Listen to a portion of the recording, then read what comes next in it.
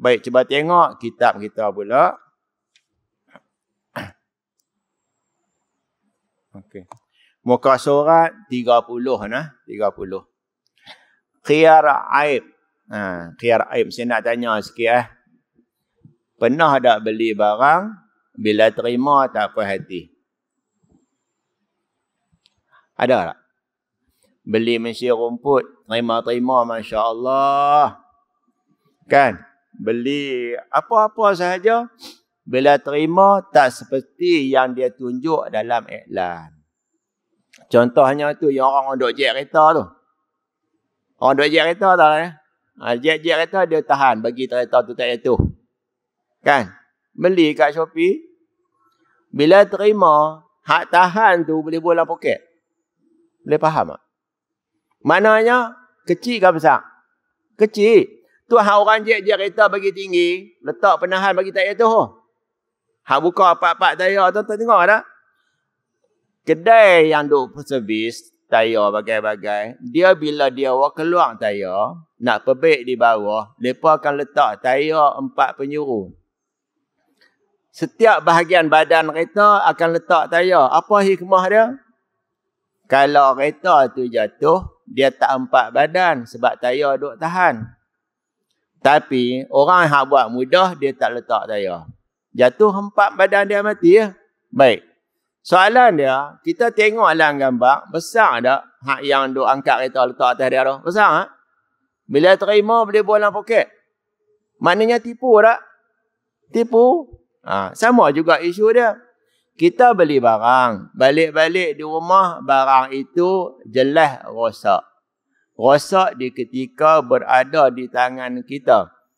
Soalan, boleh tak kita bagi balik barang itu kepada orang yang kita beli? Sebab ada kecacatan. Tengok nah. Khiyar aib apa dia? Barang kita beli, balik di rumah, jumpa dengan cacat. Pada asasnya, urusan seorang Muslim dengan orang lain perlu dijalankan atas landasan saling menjaga hak dan bersih daripada segala unsur penipuan. Betul tak? Ni kita beli barang orang, kita nak murah ke nak mahal? Murah. Kita jual barang kita nak mahal ke nak murah? Mahal. Nampak tak? Dia jadi itu standard dah.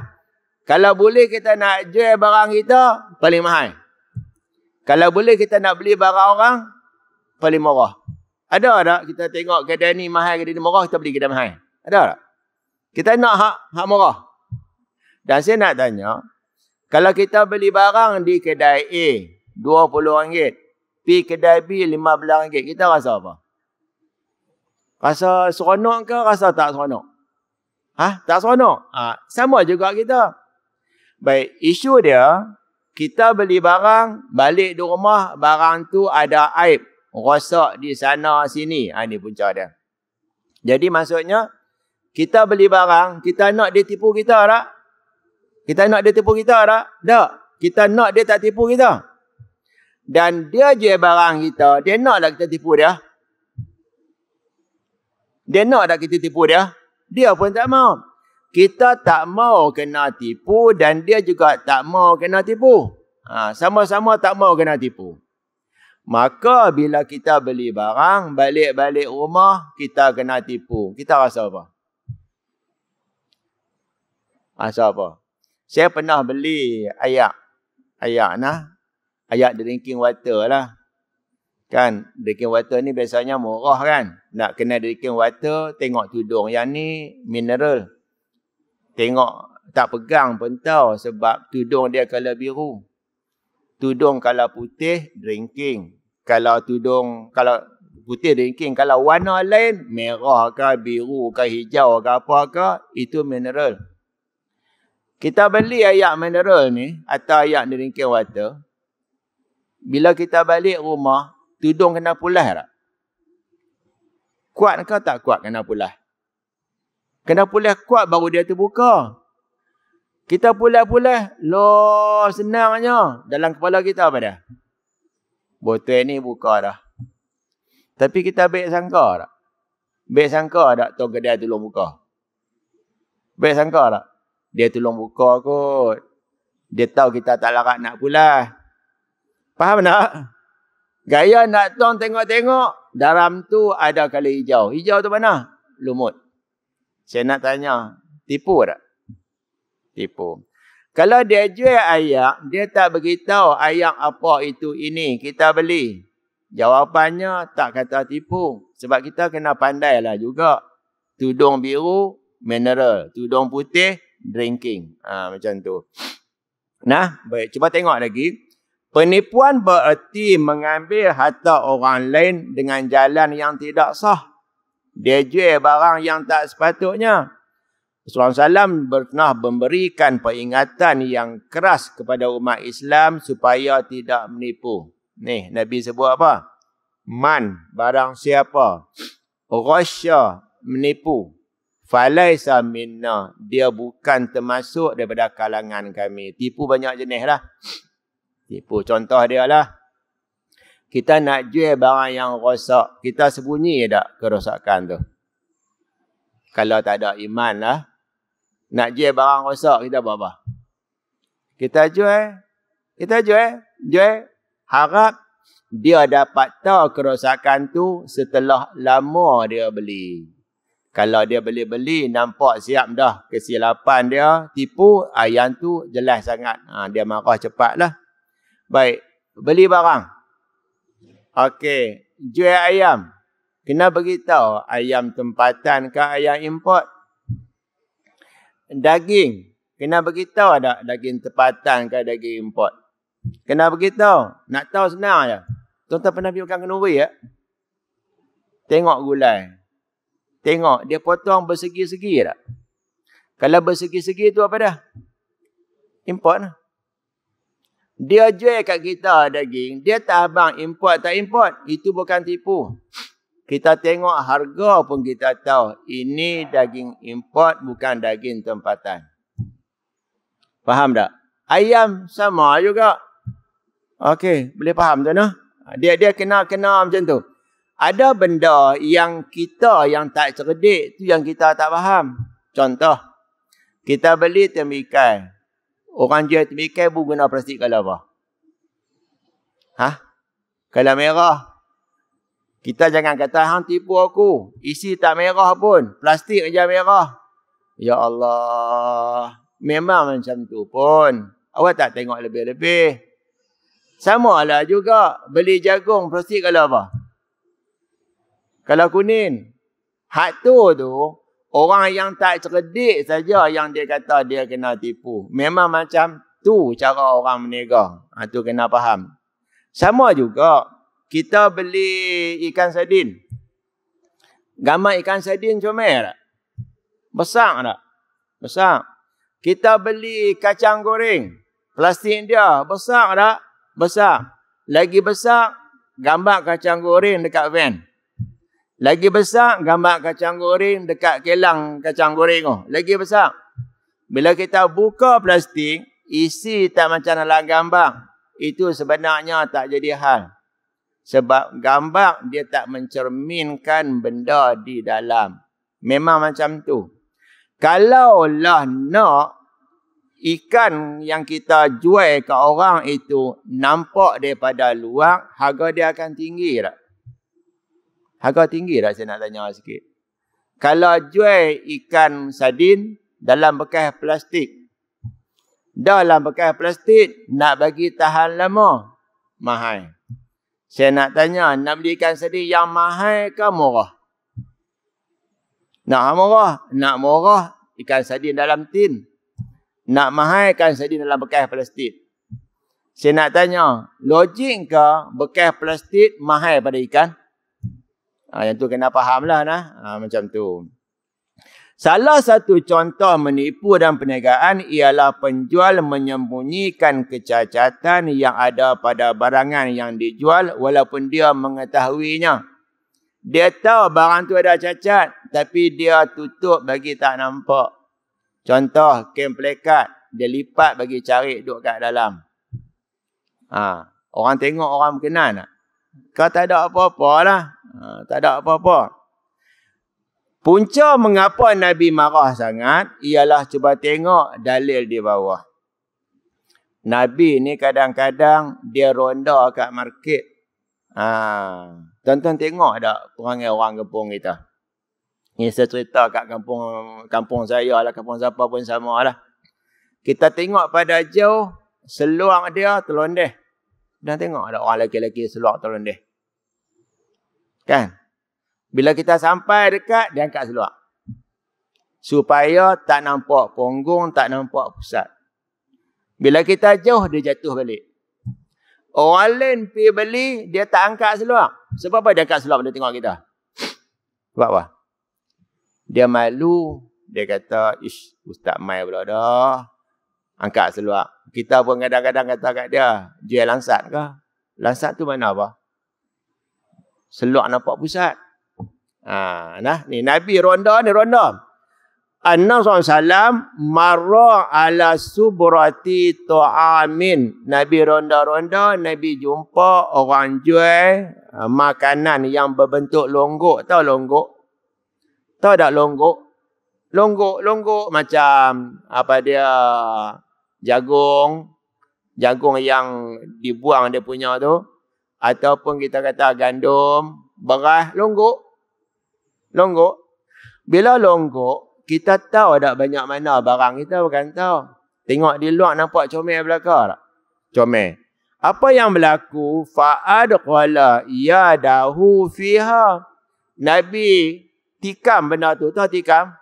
Ni, tangan ni jolok masuk dalam beras atau dalam gandum. Bila cedok-cedok, tikam-tikam, rupa-rupanya di dalam tu basah. Faham tak? Di dalam tu basah. Kita buat misal, gandum ke, jagung ke, apa dia lagi? Beras ke. Kalau dalam basah, atas kering mana ada apa? Mana ada apa? Bila nak beli, dia akan timbang kan? Dia cedok hal mana? Cedok hal bawah. Hal bawah basah ke kering? Basah. Atas kering. Jadi berat tak? Berat tak? Berat. Bila Nabi nak jolok tangan tu pun, sahabat dah risaulah. Tak pergi jumpa basah sungguh lah. Okey, baik. Orang jual ikan. Dia susun nak ikan? Susun. Nak tanya, ikan bawah dengan ikan atas sama? Hukum ni ke? Tapi yang duk berlaku, tapi hak ni bagi saya orang yang beli yang tak cerdik. Dia letak pinggan besar, dia letak pinggan kecil di atas, dia bagi terbalik, dia letak ikan di atas. Nampak bumbun tak? Bumbun tak? Bila kita kata, okey yang ni, dia pun pandai. Satu, RM6. Dua, RM10. Kita tengok murah. Bila kita nak dua bekas, dia ambil bekas-bekas tu, dia buat masuk dalam beg plastik, dia lempak. Bila lempak, air. Bila jatuh berselerak, air. Ikan duduk dalam dua pinggan. Bila tahu, pinggan dua, piring dua. Maknanya apa dah? Dia nak bagi nampak banyak. Itu tipu. Tapi biasanya kita tahu tak dia tipu? Kita tahu tak? Kita tahu yang tu. Kalau kita tahu dia tak masuk hukum tipu lah. Kita yang tak cerdik. Dia kata aku kan nak tipu, aku nak bagi nampak banyak. Macam-macam. Lagi sambung. Bila jari Nabi kena benda basah, bila Nabi tarik keluar, ada tak kurma ataupun gandum yang basah? Fanalat tangan Nabi, asabi'uhu, jari Nabi. Fanalat tu tangan Nabi masuk, jari Nabi kena apa? Balalan basah. Bilal yang cerita duk azan tu. Ni apa dia ni? Basah. Maka Nabi tanya, ni kera cedok-cedok tarik ya? Lebih kurang macam orang duk cek dekat sempadan kan? Dia tikam. Dia buat tarik mai. Benda apa? Bila tikam dengan tangan, jari masuk, tarik mai. Dia tanya, Nabi tanya dia, Mahaza ya sahiba ta'am. Hang jual apa ni? Saya nak tanya dia rasa bersalah tak? Hang jual apa ni? Gandum atau bali ke apa ke? Kering. Bawah basah. Pandai dia jawab. Dia kata, asaban husama'u ya Rasulullah. Gandum tadi kena hujan. Pelik tak? Kalau kena hujan, basah atas ke basah bawah? Ni yang pelik basah bawah. Maknanya apa dia? Gandum yang dijual atau jagung yang dijual memang basah. Lepas tutup dengan gandum yang kering di atas. Tujuan dia apa dia?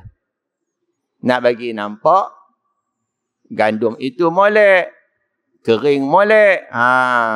Nabi kata apa? Afala ja'al tahu fawqa ta'am. Kenapa tak letak yang basah tu di atas? Kenapa letak yang basah tu di bawah? Kenapa letak di atas?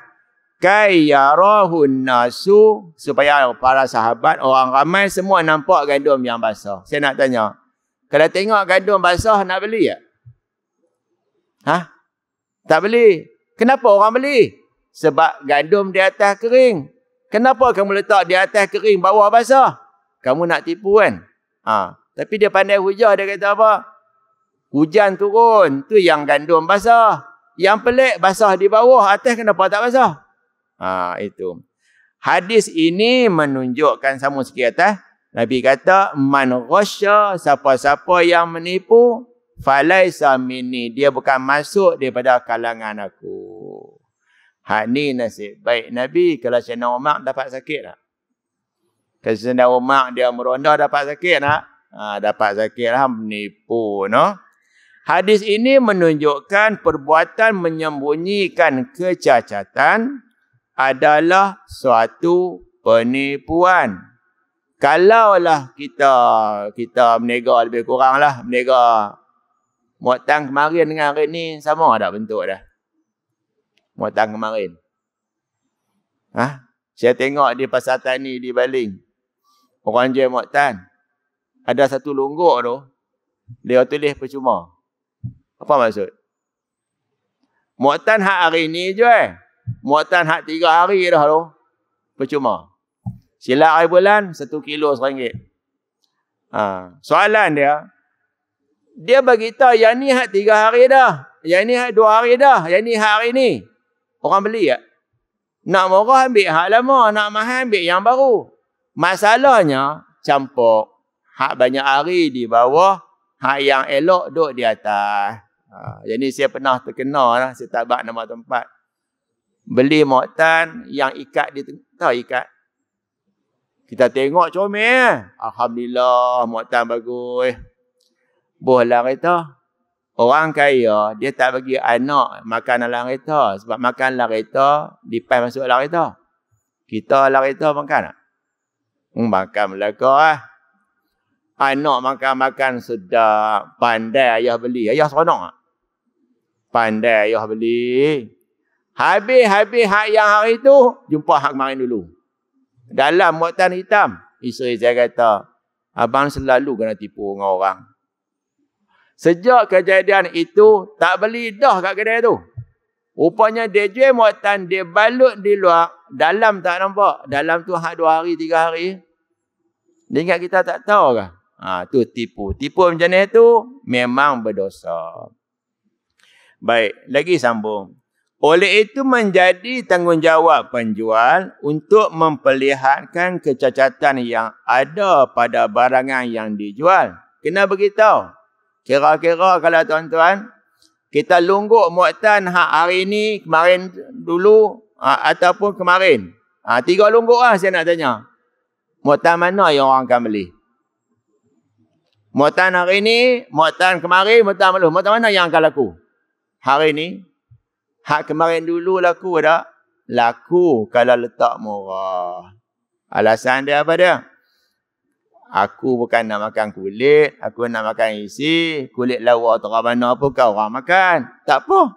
Tapi muatan tadi jangan campur kena asing. Kena asing. Saya nak tanya, ada tak muatan yang masak dia kalau kuning? Ada kan? Muatan gading. Ada tak muatan masak dia merah sebelum masak dia kuning? Ada tak?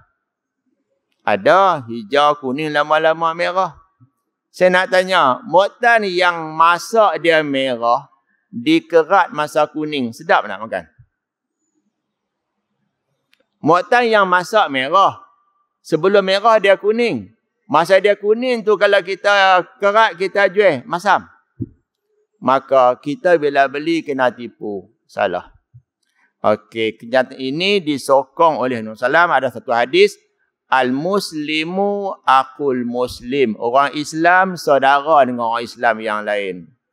Wala yahillu li muslimin ba'a min aqihi. Tak boleh makna haram.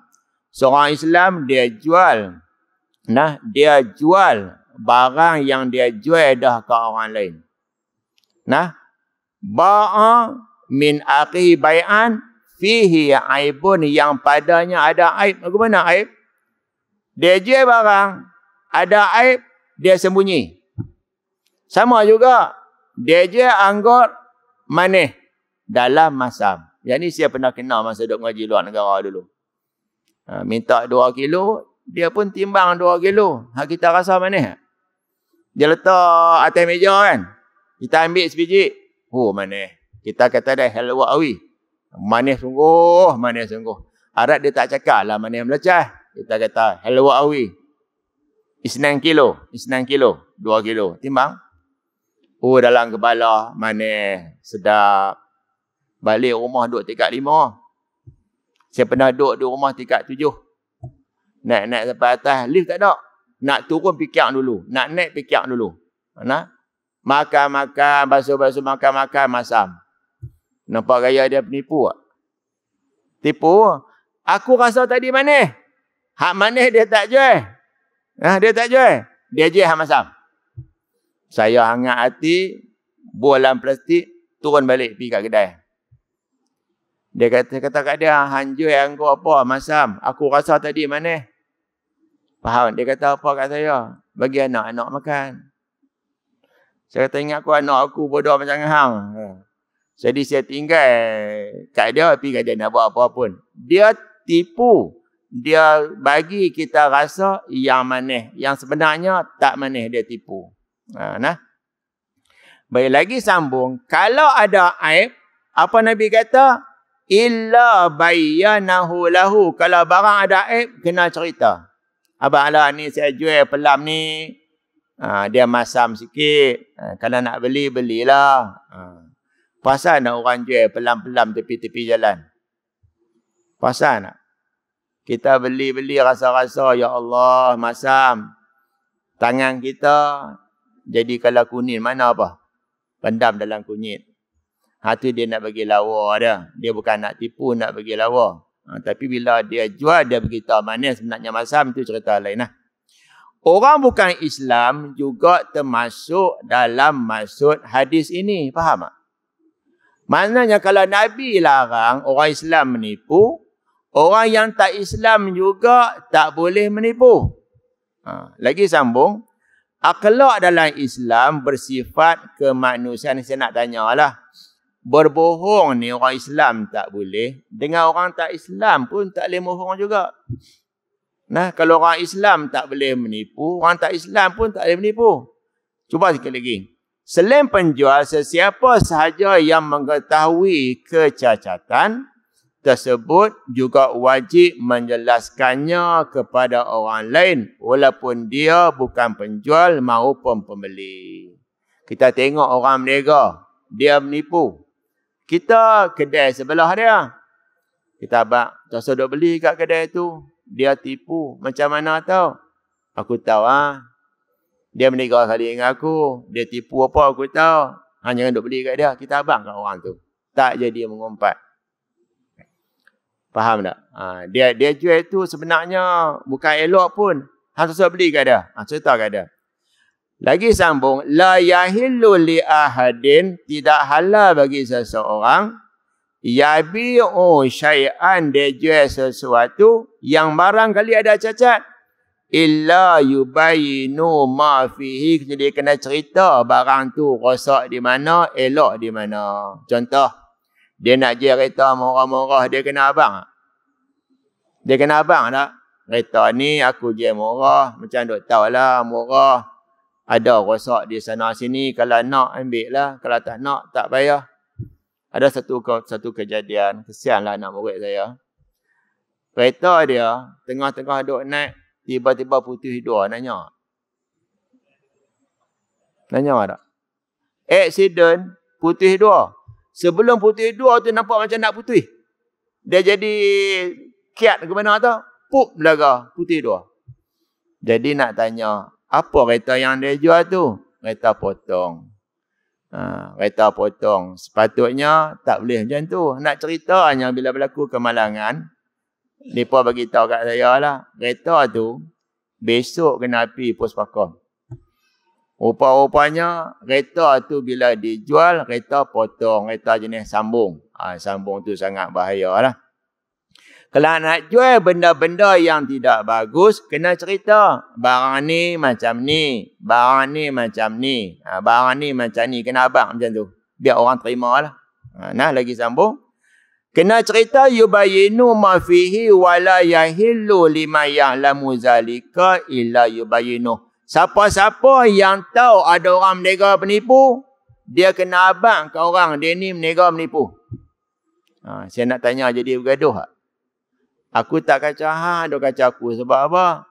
Hang jual barang tipu, mana boleh aku biar? Mana boleh aku biar? Contoh pula, dia jual apa dia pisang. Dia sebut pisang ni tak kena kabat. Sebenarnya pisang tu kena kabat. Tu kena nak jual pisang. Pisang kalau ada bintik-bintik, pisang tu tak kena kabat. Pisang kalau tak ada bintik, pisang tu kena kabat. Pisang kena kabat tahan lama. Santulah tuan-tuan semua faham lah. Kita nak senang faham. Makanan yang banyak masuk iklan dalam TV, itu makanan proses. Faham? Makanan proses ni sifat dia tahan lama. Manakala makanan yang kita masak di rumah, cepat dah rosak. Cepat dah rosak. Masak-masak, sebelum tak ada nak makan, tengok basi lah. Sebab makanan tu tak proses. Makanan yang proses dia campur macam-macam. Jadi hati-hati benda-benda tu. Jadi kalau tuan-tuan nampak orang penipu, kena beritahu. Dan tuan kedai juga, dia kena beritahu. Barang ni ada aib sikit di sana sini. Kalau nak ambil, ambil lah. Kalau tak mak, terpulang. Terpulang. Pernah ada orang jual harum manis yang murah. Dia buat apa? Harum manis Kemboja lah, apa semua kan. Kena beritahu. Kena beritahu. Saya pernah dapat pelam. Balik-balik rumah abang kat isteri. Harum manis. Dia kata apa bukan harum manis. Ni pelam apa? Cuk kanan. Harum manis bukan macam tu. Tengok lagi di sebelah. Anna rajulan ibta'a gulaman. Ada seorang laki-laki. Apa yang dia buat? Dia membeli seorang hamba. Gulaman tu hamba. Fashtarallahu, dia guna hamba tadi untuk angkat barang. Ingat hamba yang kita beli, kita suruh dia buat kerja, hamba tak dapat gaji, tapi kita wajib bagi hamba itu makan. Kita beli hamba, kita guna hamba untuk angkat barang, summa wajada aw ra'a fihi aiban. Masa duk guna hamba tadi, dia nampak ada aib. Aib. Faradahu bil aibi, maka dia bagi balik hamba. Hamba kat aku, hamba tu aib. Faqala al bai'u ghallatu abdi. Kamu guna hamba aku untuk buat kerja. Masa beli molek. Bila hamba tadi cacat di sana sini, barangkali masa kamu duk guna, kamu bagi balik kat aku. Maka benda tadi sampai kepada Nabi. Nabi kata apa? Nabi kata apa? Al-ghallatu bidhamani. Keuntungan berdasarkan tanggungan. Barang yang kamu beli tu, masa terima molek kan? Kamu guna hamba tadi, dia aib rosak di tangan kamu. Tentu kamu kena ada bayar ganti rugi. Kita beli hamba buat kerja, kita dapat untung. Tiba-tiba hamba tu ada aib, kamu kena bayar lah. Kamu dah guna hamba tadi. Keuntungan hambaku ini bermaksud upah hasil kerja yang dilakukan hamba itu. Keuntungan menurut kantongan bermaksud sebarang keuntungan yang diperolehi menjadi hak orang yang bertanggungjawab terhadap barang tersebut ketika keuntungan tersebut diperolehi. Jadi, siapa yang guna hamba? Kamu guna hamba. Cacat hamba di mana? Masa kamu guna. Masa aku je elok, salah siapa? Salah kamu, salah saya. Baik. Berpandukan kepada rasional, pada dasarnya jual beli mestilah melibatkan barang yang sempurna. Kalau dia jual pisang, pisang yang sempurna. Kalau dia jual daging, daging yang sempurna. Kalau dia jual susu, susu yang sempurna. Saya nak tanya, ayak soya kalau campur ayak banyak, orang beli tak? Ayak soya. Kalau campur ayak banyak, orang beli tak? Hari pertama Ramadan, laku lincin. Esok orang beli lagi tak? Esok. Dia beli lagi tak? Dah sebab tak beli. Tawak, hebat, cayak, cerai. Sehari saja tipu, orang tak percaya dah sampai ke habis. Akhirnya tutup kedai. Pihak pembeli akan membuat bayaran yang penuh hanya apabila memperoleh barangan yang sempurna. Inilah kehendak pembeli ketika bersetuju dengan jual beli tersebut. Jika barangan yang dijual tidak dapat digunakan kerana kecacatan yang ada, ini bermakna tujuan pembelian tadi tidak tercapai. Saya nak tanya, kita beli barang balik-balik cacat, kita rasa seronok tak? Hak yang jual barang kat kita, dia dapat duit, dia rasa seronok tak? Dia seronok boleh tipu kita. Agak-agak orang akan beli lagi ke barang kat dia? Tak dah. Sama lah juga. Saya banyak kali kena tipu. Kereta kerap juga accident. Kereta yang anak duk pakai. Pergi kat kedai, minta tukar lampu original. Rupanya lepas buah lampu Taiwan. Kena tipu. Enjin tak ada leaking apa-apa. Tapi kena angkat enjin juga. Sebab apa? Sebab ada leaking. Rupanya kena tipu. Jenis-jenis benda jenis macam ni, bila sekali kena tipu, kita tak mau dah. Jadi samalah hukum dia, jual perkakas elektrik, jual itu, jual ini, buah-buahan, mesti kita cerita kalau ada aib. Kalau ada pisang, pisang ni rosak sikit, nak ambil lah. Buah betik ni ada buruk sikit, kalau nak ambil lah. Demikian ni tak apa nak, okey, kalau nak ambil lah. Cerita betul-betul. Kalau kita jual barang dengan sifat yang sempurna, dalam dia itu tak sempurna, yang tu kita kena cerita balik kepada tuan dia. Sebab tu, payah tak nak cari orang jual durian, isi saja. Benar? Jual durian buah dalam bekas polistiren tu. Itulah jual beli yang sebenar. Tapi durian bila masuk di situ, makan tak apa nak sedap mana kan? Jadi, pilihan duk di tangan kita.